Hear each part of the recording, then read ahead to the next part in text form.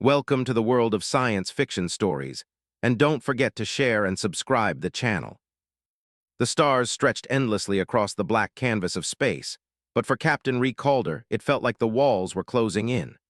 The Valkyrie, humanity's last battleship, drifted in stealth mode near the edge of the Zorthian expanse, cloaked under the shadow of a gas giant. Power was at critical, food had been rationed to once every 2 days, and there hadn't been a friendly signal in over 6 months. Ree leaned over the cracked dashboard, his fingers dancing across controls that groaned with age. "Come on, girl," he whispered. "One more miracle." The Galactic Empire had almost wiped them out when Earth refused to surrender its sovereignty to the consortium, led by the Zorith Dominion. It triggered what they called a small corrective campaign, but what followed wasn't small. It was genocide disguised as liberation. Every human colony, from Mars to the Centauri belt, fell. Every fleet was decimated. Earth itself had gone dark 6 months ago after the final broadcast. Hold the line no matter the cost. Now, Valkyrie, is it one ship, one skeleton crew, and a war that should have ended a long time ago? Came the voice of his comms officer, LRA Novik, breaking the silence. "We've intercepted something, Imperial broadcast, open channel." "Put it through," Ree ordered, sitting up straighter. A metallic voice, too polished to feel real, echoed through the speakers. "To the remnants of the human fleet, this is Admiral Theeks of the Galactic Empire. Your resistance is obsolete. We have tracked your vessel. Surrender peacefully. You will not survive what is coming." LRA looked at Ree with hollow eyes. "They found us." "Yeah," Ree muttered, jaw tightening, "but they don't know what we've got."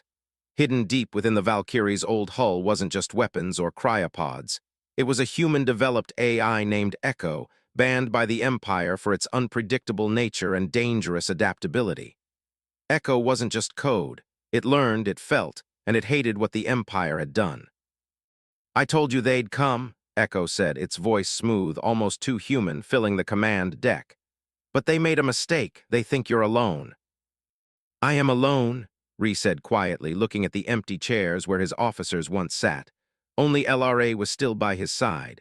"We're ghosts running from a war that's already lost." "Wrong," Echo replied. "You're the last variable and they don't account for variables." Ree chuckled dryly, rubbing his tired eyes. "You've been watching too many old Earth movies." "I've been calculating possibilities and one just opened up," Echo said. A hologram flickered to life above the command table, a massive Imperial supply convoy heading toward the outer colonies. "This convoy fuels their warfront for the next 6 months. If it disappears, their offensive stalls. You want me to go against a full convoy?" Ree stared in disbelief. "We're outgunned, outnumbered. Hell, we barely have fuel to jump once. Then make it count," Echo said. "This is not about survival anymore, it's about legacy." Ree looked at the glowing lines on the map. Dozens of ships, hundreds of fighters, a fleet moving through empty space like they owned it. "La," he said softly, "are you still with me?" She didn't hesitate. "To the end." "Good," he whispered, then louder to the ship. "Echo, prep the override systems. Patch me into the power core. I want every ounce of this relic running like it's brand new." The lights flickered, engines hummed, and the Valkyrie came alive like a dying beast finding its second breath. Because Ree wasn't just going to run anymore, he was going to hit back. One ship, one chance, and a whole empire that forgot what humans were capable of when pushed to the edge. The Valkyrie's engines roared like an awakened dragon as it tore across the emptiness of space, headed straight for the convoy. Ree hadn't felt this alive in months. The cold grip of hopelessness that had been wrapped around his chest since Earth went silent was starting to crack, not from joy but from purpose. He was no longer drifting, he was aiming. They were still far off from the convoy, about 30 hours out if they stayed cloaked and stuck to the plan, but every second ticked like a war drum. "Status?" Ree asked, staring out the viewport at the distant stars. LRA worked the cracked console beside him. "Weapons at 74%, shields holding at 51%. Hull integrity, don't ask. We're patched with more scrap than steel." "That's fine," he said. "We're not going to win this by looking pretty good because we look like a trash can with wings." He smiled faintly, but his mind was already pulling ahead. Echo projected another layout of the convoy, the central carrier, 3 destroyers, 2 frigates, and a dozen smaller transport ships. The Empire always followed the same structure, predictable, methodical, arrogant, and that was their weakness. They didn't expect chaos, not from one broken-down human warship. "What about their security net?" Ree asked. Echo's voice filtered in, smooth and neutral. "Patrol drones every 20,000 km, long-range scanners scanning in rotating waves. I've mapped their rhythm. We'll have a 2-minute window before the next scan cycle detects us." Ree rubbed his chin. "Then we time the attack during the scan lull, hit the central carrier first and their comms after that. We just survive." "You mean fight," LRA said, correcting him. "No," he replied. "I mean survive the aftermath of pissing off an entire empire." In the silence that followed, Ree stood and walked through the bridge's doorway into the central corridor. The ship was old, but every scar on its walls told a story: burn marks from plasma blasts, scratched doors from hand-to-hand fights. The blood stains had long been cleaned, but Ree still saw them. He remembered every name, every face, and every last scream when they'd lost the rear engine bay in the battle for Proxima Station. He passed through the cargo hold, now a converted war room filled with improvised explosives, homemade drones, and jury-rigged tech scavenged from dead ships. LRA had spent weeks turning this room into a death trap factory. Ree opened a case and lifted a small drone, no larger than his palm. "Is it ready?" he asked. She appeared behind him, arms crossed. "It's got a fusion shard EMP payload and enough spite to take down a frigate's nav system." "Perfect," Ree said. "We'll deploy 6, let them scramble trying to figure out what's real. I'll load them into the external bays." They stood there for a moment, quiet, listening to the hum of the ship. "You think we'll make it back?" LRA finally asked. "No," Ree said honestly, "but that's not the point." She didn't flinch, just wanted to hear you say it. They worked the rest of the day, prepping every weapon, calibrating shields, and syncing Echo's algorithms with the attack pattern. The AI had already mapped a micro-jump trajectory that would push them into the convoy's path just as the next scan cycle began. Timing had to be perfect. As the hours ticked by, Ree found himself staring at a small, hollow photo taped to the wall of his cabin, his sister and her 2 kids smiling back at him from a beach on Earth. It was the last image he had of them before the planetary silence. They could be alive, they could be ash, he didn't know, but the Valkyrie's warpath was for them too. When the final hour approached, Ree returned to the bridge, clad in his worn-out uniform, the insignia of Earth's fleet barely visible through grime and battle damage. "All systems online," Eco reported. "We enter the corridor in 15 minutes, LRA said, giving a mock salute. "Last stand, huh?" Ree looked out at the stars. "Number 1, blow."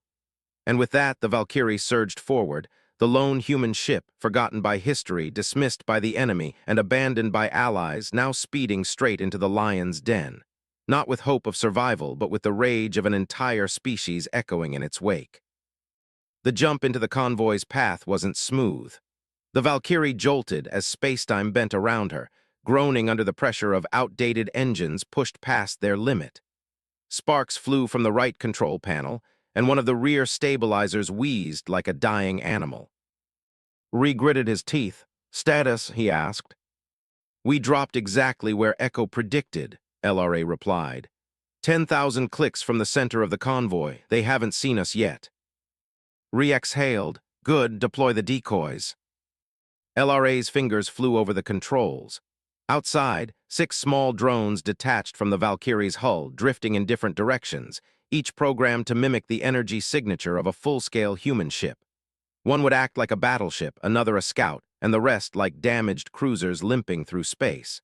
The goal: confuse their scanners, make them think they were under attack from a scattered human fleet. Within seconds, the convoy lit up with panic. Frigates began adjusting formation, and fighters launched from the carrier in tight waves, splitting to chase the false signals. "They bought it," LRA smirked. "Hook, line, and stupid space fish." "Not for long," Ree said, already locking onto the Empire's primary communications ship. A long, sleek carrier loaded with command modules, uplink towers, and shield arrays. "Echo, target the core relay. Give me a 2-second window when their outer shield cycle is calculating," the AI responded. Ree pressed the trigger. The Valkyrie's plasma cannon, a relic from the first generation of Earth's war era, fired with a deep, thunderous pulse. The beam tore through space, burning blue-hot as it slammed into the relay just as the shield cycled. The explosion was instant. Fire bloomed from the hull, and the Empire's command ship began to tilt, smoke spilling into the vacuum. "Direct hit," LRA shouted. "Cut communications, dive to lower orbit, deploy mines behind us." Reordered as the Valkyrie dipped into the debris field left by the explosion. It left behind a trail of magnetic mines. Homemade, nasty little things with irregular detonation timers and unpredictable blast radii. The kind of weapon the Empire hated. Uncivilized, they called it. Within moments, an Imperial frigate tried to give chase and vanished in a brilliant burst of fire and twisted metal. "They're scrambling," Echo observed. "Formations collapsing." "Good, let them fall over themselves trying to understand what's happening." But the Empire wasn't completely stupid. From the edge of the formation, a destroyer broke ranks and began scanning the area more aggressively. "They've isolated our signature," LRA warned. "We've got incoming." "Then let's give them a proper greeting," Ree said.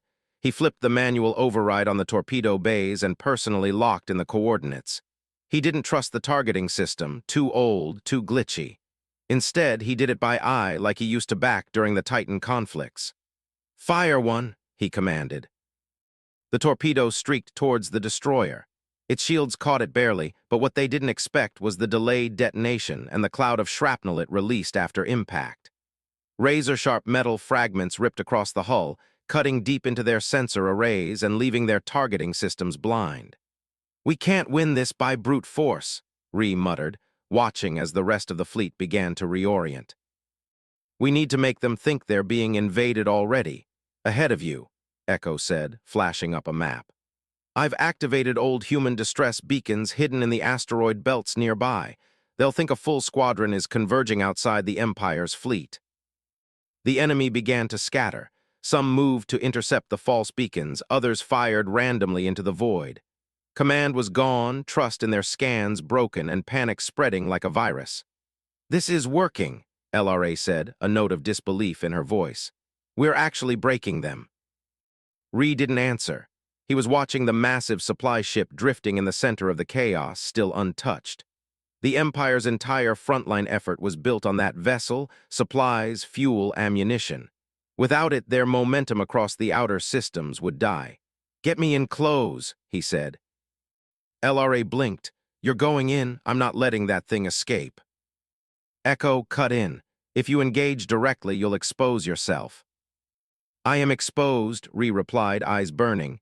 "Let's finish this." The Valkyrie punched forward, engines screaming. They weaved through wreckage, dodged laser fire, and spun between broken Imperial vessels. The ship moved like a ghost, like a relic possessed, the lone human warship, half alive, full of rage, and heading for the heart of an empire. They weren't just attacking, they were making a statement.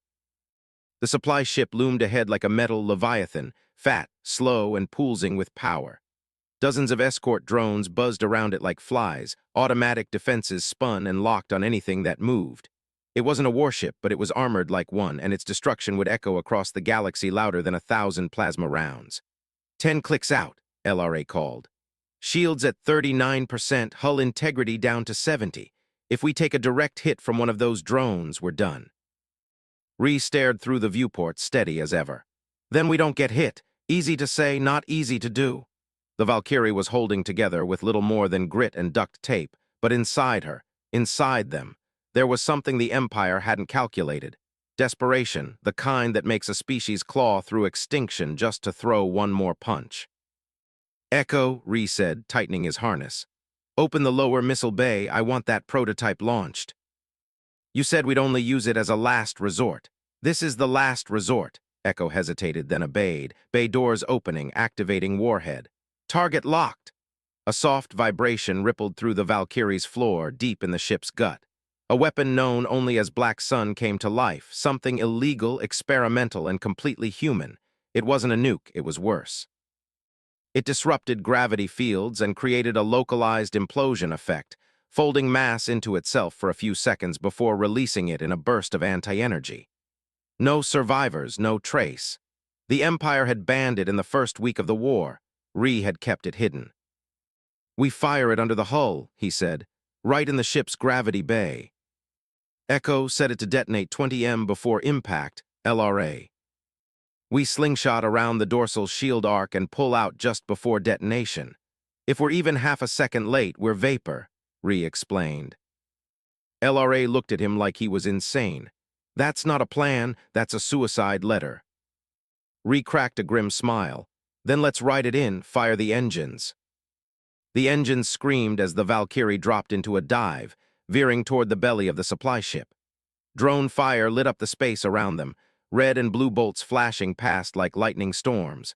The shield arcs from the supply ship flared up, making the approach even tighter. 3 seconds, Eco shouted steady. Ree gripped the controls, forcing the ship into a stomach-turning spin that slipped them through a crack in the shields, just wide enough for a coffin. Now the Black Sun missile launched. It traveled fast, too fast to be stopped, too strange to be understood. It hit the supply ship's core with a brief flash of white light, and then everything went silent, not just visually, truly silent. Even the stars blinked out for 2 full seconds, space caved in on itself in a perfect, horrifying vacuum. The supply ship twisted, collapsed inward, and then erupted outward with a soundless scream. Everything near it, drones, wreckage, fighters, was torn to shreds. The light that burst from the implosion scorched the outer hull of the Valkyrie as it spun away, almost tipping into the death spiral itself. Ree and LRA held on as alarms screamed and sparks rained down like ash, then silence, real silence. The Valkyrie drifted through the wreckage, smoke trailing from its side systems, half-fried, but she was still moving, still alive. Behind them, the Empire's convoy was a graveyard, its command ship disabled, its supply chain obliterated, dozens of fighter pilots drifting in space without direction, their fleet confused and broken. Echo's voice finally cut in. "Confirmed. Target eliminated, convoy in full retreat. I am detecting fractured command lines, they're running." Captain, LRA let out a breath that sounded like a sob. We did it." Ree didn't speak right away. He looked out the viewport at the aftermath, the Empire's pride, their mighty, flawless war machine, now bleeding sparks and flame across the stars. "We just reminded them," he said quietly, "what humans look like when we've got nothing left to lose." Echo added one final note. "Empire channels are broadcasting, they're calling this the Ghost Strike. Some are saying a hidden fleet remains, others believe a rebel cell pulled it off. None believe it was one ship." "Let them believe whatever they want," Ree muttered, settling back into his seat. "As long as they're afraid, because fear was the only language the Empire understood, and the Valkyrie had just become fluent." The damage to the Valkyrie was worse than Ree had hoped, but not as bad as it could have been. The outer hull near the rear thrusters was scorched beyond recognition. The life support systems were working at barely 60%, and one of the stabilization gyros was fried entirely. The ship limped now, slow, stubborn, and full of fire. LRA hovered over the engineering panel, her face streaked with sweat and grime. "We've got maybe 3 days of oxygen left, unless we find a resupply station or a miracle." Ree gave her a tired glance. "I've always preferred the miracle route, you and your death wishes." In the silence that followed, Echo chimed in, "Incoming message, it's not encrypted." That got their attention. "Put it through," Ree said, standing up straight. The main screen flickered to life, and a grainy hologram formed. The silhouette of a tall alien, skin pale blue and eyes glowing with an artificial green hue. He wore the deep gold robes of the Imperial Command Circle, someone high up, someone important. "Human," the voice rasped, more amused than angry. "You've done well." LRA stiffened. "How the hell did they find us?" "They haven't," Echo answered. "This is a wide broadcast meant for us to pick up, no coordinates embedded, just bait." The hologram continued, unfazed.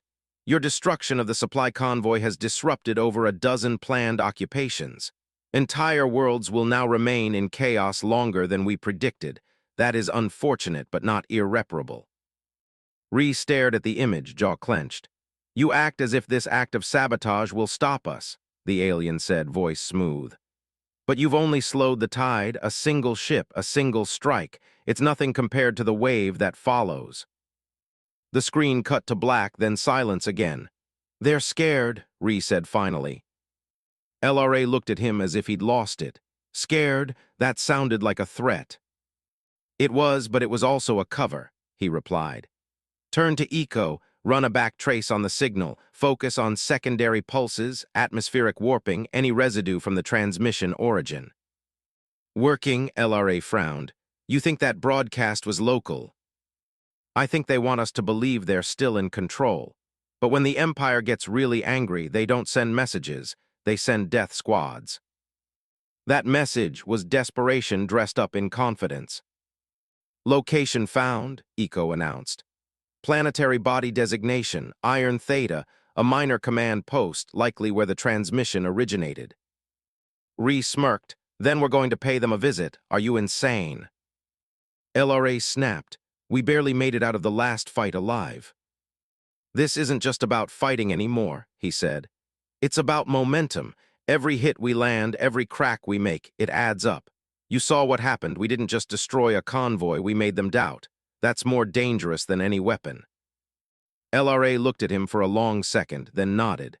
Then we'd better fix this ship before we try to crash the party. They spent the next 30 hours scavenging parts from the debris field. Ree suited up twice, drifting into the frozen corpse of an Imperial carrier to steal energy cells and coolant tubes. LRA rerouted half the ship's secondary systems to boost propulsion. Echo did what he could, coordinating repairs, balancing oxygen, running fake broadcasts to throw off scanners, and then they were ready. Iron Theta wasn't far, a small moon cloaked in an acid-green atmosphere with defense platforms scattered like floating sentries. Not a fortress, just a backwater command node, but still dangerous. As they approached, Eco broke the tension. I've intercepted new communications. Empire intelligence believes the Valkyrie is now being piloted by a splinter faction of the old Earth Coalition. LRA snorted. They really think an entire faction could fly this death trap. They don't understand humans. Ree muttered, they never did. We don't need factions, we just need a reason. They came in fast. The Valkyrie's hull was still scarred, her engines whining, but she moved with purpose. At the edge of the moon's orbit, the defense grid lit up. Shields it back up to 45%, Echo answered. Enough for one pass, maybe that'll do. Ree said they dove into the firestorm, dodging blasts and returning fire with the ease of old war dogs. At the heart of the moon's surface, nestled inside a jagged canyon, was a comms tower, a gleaming tall spire wrapped in steel and pride. That's where the signal came from, Ree said. That's what had to fall. We'll never get a clean shot.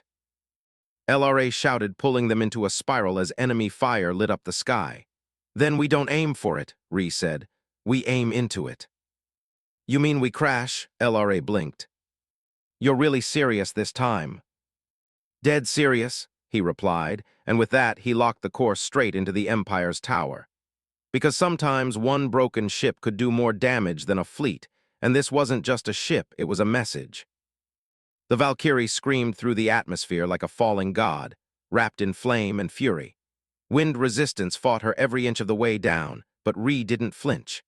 LRA's hands moved across the controls in a blur, redirecting what little auxiliary power remained to the forward thrusters, not to stop the crash, but to steer it ahead. The Empire's communication tower loomed like a steel needle plunged into the planet's skin. Around it, anti-air cannons fired wildly into the sky, but they were too slow, too blind to track something falling this fast. Echo's voice rang out, steady even in chaos. Collision in 9 seconds. You are advised to brace. Estimated survival chance, 2.1%. Ree just smiled. Still better odds than usual. The Valkyrie hit the surface like a meteor. The ground trembled and fire erupted in a shockwave that shattered windows and knocked soldiers off their feet.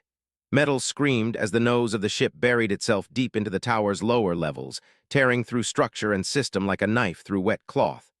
Alarms wailed, the sky went black with smoke inside the cockpit. Everything went sideways. Sparks exploded from every panel. Ree was thrown from his seat, his helmet cracking against the console. LRA let out a scream, her restraints the only thing keeping her from smashing into the ceiling. Then silence. Ree coughed, pain radiating from his ribs. Blood dripped from his forehead, blurring his vision. Somewhere nearby, Echo's systems rebooted in stuttering sparks. LRA groaned, still alive. "Yeah, we're alive, mostly," Ree rasped, dragging himself upright. "But we don't have long." The ship was wedged into the tower, splitting the base open. Already I can hear the structure groaning, parts collapsing above and below. If we don't move fast, the whole place will come down, not in the controlled way they'd planned. He grabbed the emergency pack and pulled LRA to her feet. "Come on, we've got to finish it." They moved through the burning corridors of the tower, using the chaos to their advantage. Imperial officers shouted, scrambled, and fired wildly at shadows. The humans were ghosts, slipping through smoke, moving like vengeance made flesh. They reached the core chamber where the comm systems were housed, shielded by high-density plating and guarded by an elite team of enforcers, big, armored, genetically enhanced. They didn't see Ree and LRA coming. The Empire reacted like a wounded beast, fast, brutal, and desperate. Within hours of the Valkyrie's attack on Iron Theta, the Empire initiated a full blackout across 20 outer systems. Communications were cut, ships were grounded, and surveillance networks scrambled to pin down the rogue human ship. They blamed a rebel coalition, a rogue AI faction, even internal sabotage, but none of it fit because it wasn't sabotage, it was war. And every citizen who watched Ree's broadcast knew it. On the core worlds, panic simmered beneath the polished surface. Humans weren't supposed to be capable of this kind of precision, this kind of defiance. They were supposed to be extinct or enslaved. That's what the history scrolls said. That's what the Empire had promised. But now, a single broken ship had just torn down one of their central command nodes and broadcast a message of vengeance across half the known galaxy. In the back alleys of mining moons and slave colonies, whispers started to grow. "They're still out there. The humans are fighting back, and they're winning." Inside the gutted remains of the Valkyrie, Ree lay flat on his back, eyes shut, chest rising and falling slowly. LRA sat beside him, applying a makeshift bandage to his ribs. "We should be dead," she muttered. "Yeah, but we're not," he replied, voice rough. Outside, the world was rubble. The tower had collapsed entirely, leaving behind a smoking crater and a wave of debris stretching for kilometers. The remaining fragments of the Valkyrie had acted like a bunker, just enough to shield them. "Echo," LRA called. The AI responded faintly. "Though I have suffered significant data degradation, my neural pathways are fractured." Ree gave a low chuckle. "Welcome to the club." They spent the next several hours trying to restore enough systems to get back into orbit. It was impossible. The Valkyrie wasn't flying again, not ever. But Echo had managed to ping a low-frequency emergency beacon. Maybe, if they were lucky, someone would answer, or maybe they'd die on this dust ball. But luck had always been on humanity's side, even when it didn't make sense. 2 days later, a ship arrived. It wasn't Imperial, it wasn't marked, but it was human. The vessel was sleek, black, and modified far beyond standard Earth Coalition specs. It dropped into atmosphere like a shadow and landed a few hundred meters from the crater. For a moment, neither Ree nor LRA moved. Then the hatch opened, and a woman stepped out, tall, with dark skin, silver streaks in her short hair, and eyes that scanned like lasers. She wore no insignia, no rank, but everything about her screamed authority. "Reel her," she called. Ree stood slowly, flinching from pain. "Who's asking?" "Captain Ara Mace, commanding officer of the Ghost Signal. We've been listening." LRA stepped up beside him, wary. Ara looked them both over, then smiled, not with joy, but with approval. To the sound of the Empire cracking, she walked forward, offering a hand. "Come with me. You've started something, Captain, and we're not about to let it die." Aboard the Ghost Signal, Ree and LRA saw what they never expected to see again. A human fleet, not large, not polished, but real. Scattered ships, salvaged from old war relics, retrofitted mining freighters turned into gunboats, stealth crafts hacked together from stolen Imperial tech. A ghost fleet, one that had existed in the shadows for years, waiting for a moment, a symbol that Ree had become. That symbol, Ara showed them maps, plans, data cores full of Empire weaknesses they'd quietly collected. Supply chains vulnerable to disruption, unprotected outposts, propaganda systems waiting to collapse under a single powerful truth. "You didn't just attack a tower," Ara said. You lit the fuse, the Empire's afraid. Now we have to push while they're off balance. Ree sat in silence for a long moment, watching a grainy image of the tower's collapse play on a flickering screen. He didn't feel like a hero. He felt like a man who had survived by luck, by anger, by pain, and yet something inside him stirred. It wasn't over, it was just beginning. "So what's next?" someone asked. Her grin turned sharp. "We go for their throat." In the shadows of the galaxy, the Empire began to bleed, and humanity, forgotten, scattered, underestimated, started to rise.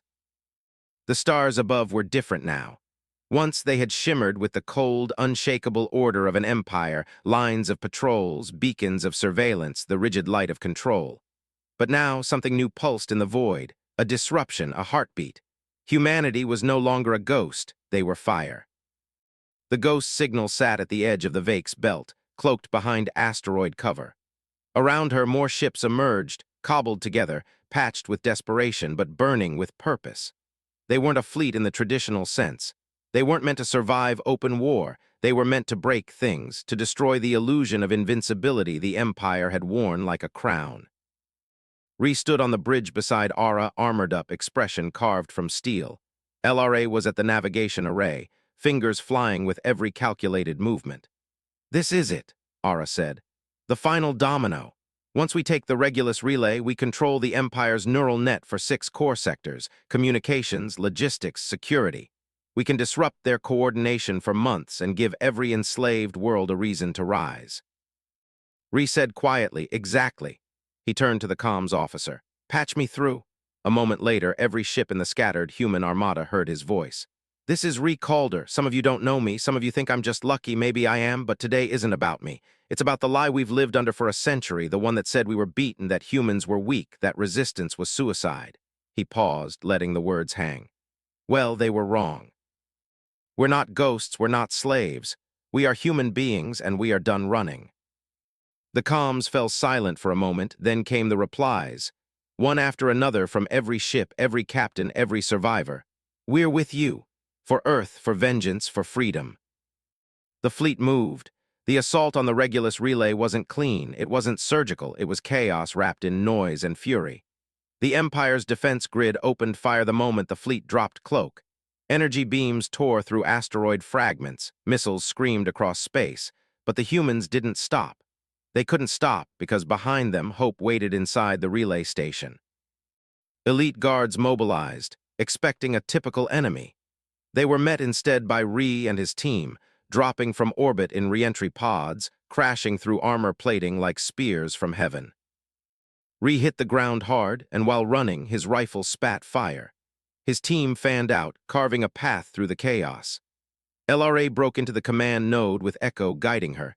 The AI, now fully restored and more aggressive than ever, flooded the relay's systems like a virus with teeth, uploading now.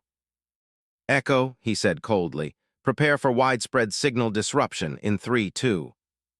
The lights across the Empire's communication grid died.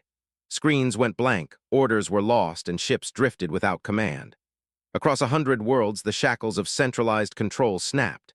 But the Empire didn't fall silent, they screamed. Fleets scrambled, officers panicked, propaganda ministers issued denial after denial. But it didn't matter because everywhere on every channel, Ree's message played again, looped, repeated, unfiltered. "We are done running." The image of a lone human ship tearing down a command tower became myth in real time. On colony worlds, slaves picked up tools and turned them into weapons. On prison planets, inmates overran guards. Even within the Empire's own core, a new fire took root. The fear of humans, of what they might become.